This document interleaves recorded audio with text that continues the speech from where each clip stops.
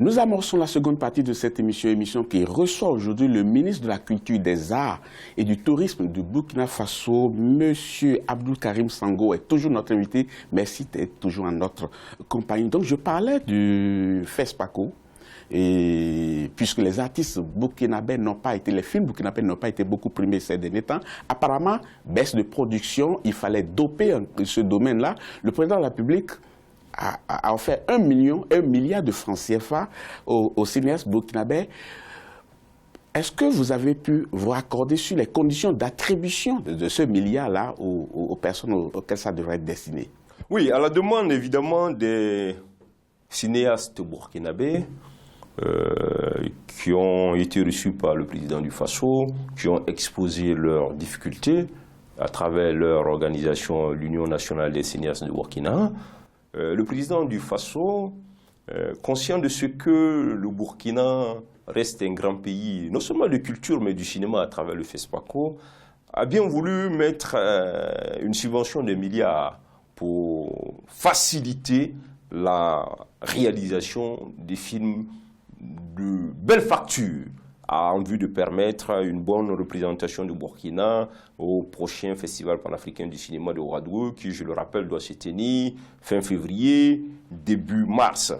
Et ce sera même le cinquantenaire du festival. Ce sera le cinquantenaire, effectivement, du festival. Je dois dire que nous nous sommes entendus, évidemment, sur les conditions. Moi, en tant que ministre de la Culture, des Arts et du Tourisme, je ne me suis pas impliqué véritablement. Mais vous avez observé de loin. Voilà. J'ai demandé simplement que l'utilisation de ces fonds réponde aux normes de la comptabilité publique, puisque ce sont des ressources de l'État burkinabé. Et donc, nous avons mis un comité en place, comprenant qui a défini des critères d'attribution. Voilà, qui a examiné. Je pris acte simplement. Autre sujet dans cette émission, certains de vos compatriotes, je ne vous le cache pas, ont gardé contre vous parce que vous auriez supprimé l'initiative de votre prédécesseur. Je veux parler de ce qu'on a appelé ici les trésors du Faso. Je n'ai pas supprimé. C'est me faire un mauvais procès. J'ai trouvé ce mécanisme qui, apparemment, semblait intéressant. Mais sauf que, il y avait deux problèmes. Le premier problème, c'est le financement.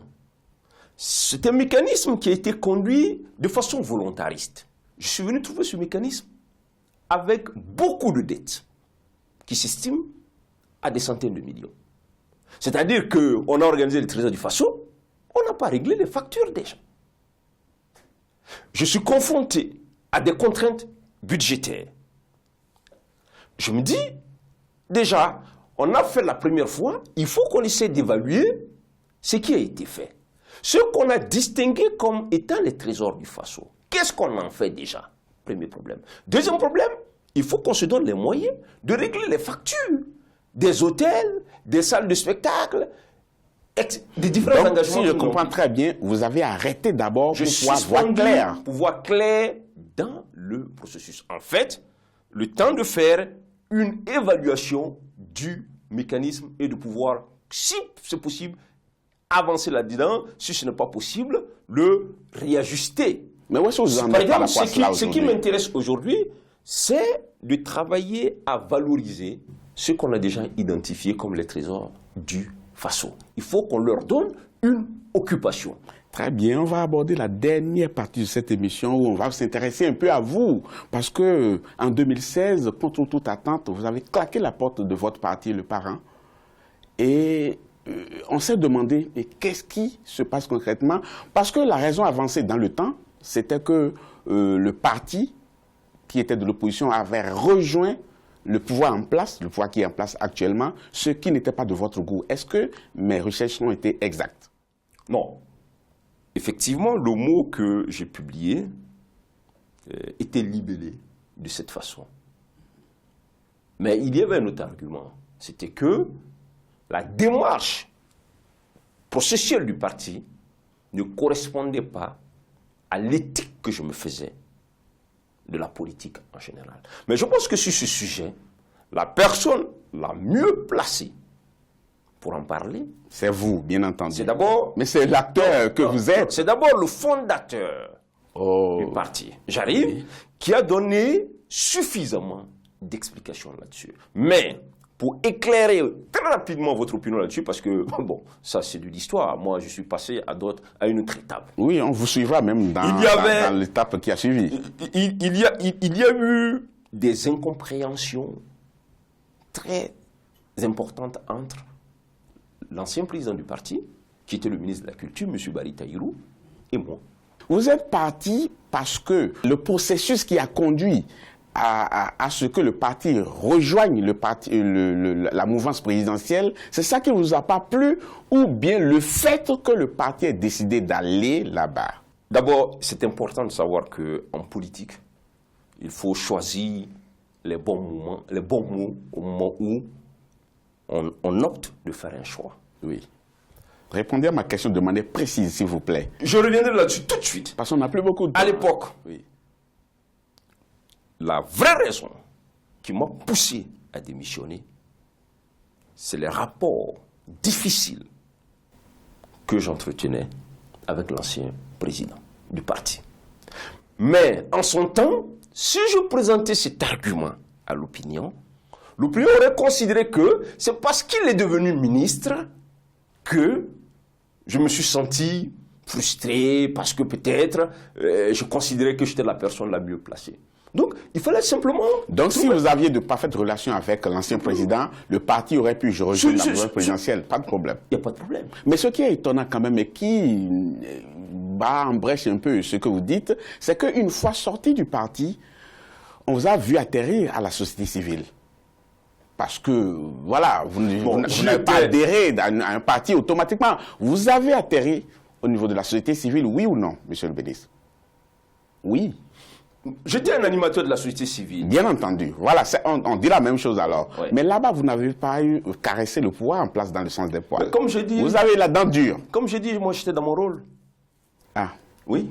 En tout cas, quand vous étiez de la société civile, on vous a connu quand même une certaine liberté de ton. Est-ce que cela ne vous manque pas un peu aujourd'hui? Parce que quand on est dans un gouvernement, on est obligé d'observer la discipline du groupe. Non, il est clair que vous ne pouvez pas compter sur moi dans ce plateau de vous dire, voilà, le gouvernement du Premier ministre Paul Kabatiba fait ceci, ça ne va pas. Non, ça, si je veux le faire... Ça vous manque quand même. Un peu, quand même. Non, avouons-le. Non, je pense que oui. Je l'ai fait suffisamment. Dans mes convictions les plus fortes, rien n'a changé. Quelles sont ces convictions? Sango, je ne suis pas un démocrate de circonstance, comme je l'ai dit très souvent dans ce pays. Je suis un démocrate par conviction. Je suis attaché à la liberté de la presse, de l'opinion, aux grandes libertés. C'est une conviction forte. Je suis attaché au principe de l'indépendance de la justice de façon forte. Je ne ferai rien contre ces principes. En tout cas, vous l'avez bien précisé à la fin de votre discours, parce que vous avez dit, citation, l'homme a connu critique, je souhaite ne pas perdre ce sens critique-là, si cela peut aider à faire avancer positivement les choses dans mon pays, je n'hésiterai pas. Fin de citation. Monsieur le ministre, ce sera tout pour cette émission. Merci beaucoup d'avoir été des nôtres. Merci. Mais il fallait aussi dire à vos téléspectateurs que je vous avais dit que le président Compaoré échouerait dans son entreprise de révision de l'article 37 à l'hôtel Azalaï aussi, je ne sais plus si c'était Indépendance à l'époque, lorsque vous m'avez reçu, il y a 5 ou 6 ans de cela. Je vous ai dit que cette entreprise n'irait nulle part. Qu'est-ce qu'on doit comprendre? Que vous êtes un acteur politique visionnaire, c'est ça? Non, je ne veux pas m'affubuler de tous ces titres.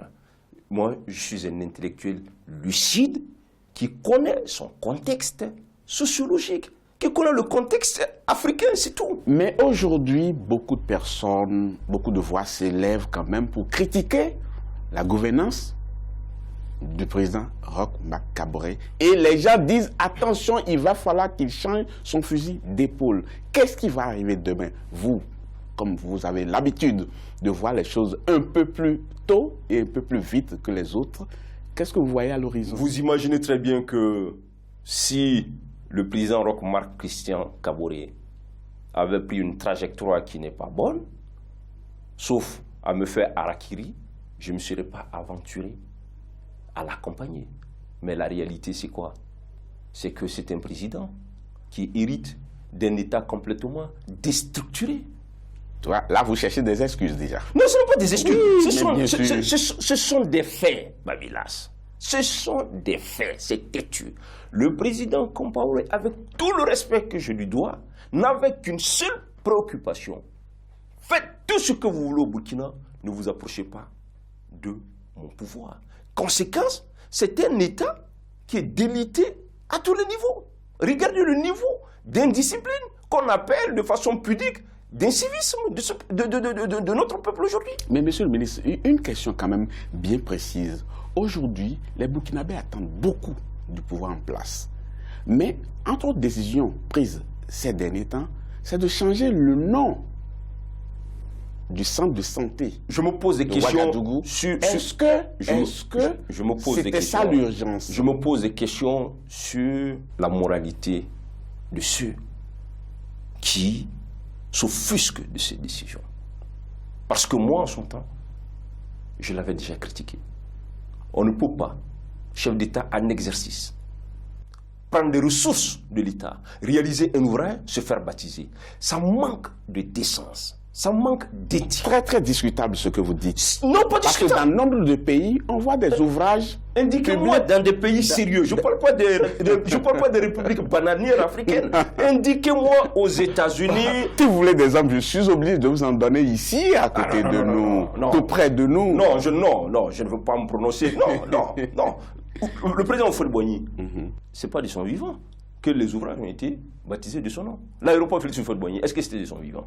Mais vous prenez un très bon exemple, parce que j'allais vous prendre l'exemple de la Côte d'Ivoire. Oui. Il y a un pont aujourd'hui qui porte le nom Henri Konaté Dié. Mais c'est plus un président. Mais c'est de son vivant. Vous avez dit, est-ce que c'est... Je dis un chef d'État, oui, en exercice, oui, qui prend des ressources de l'État, qui réalise un ouvrage. Il ne peut pas le faire baptiser en son nom.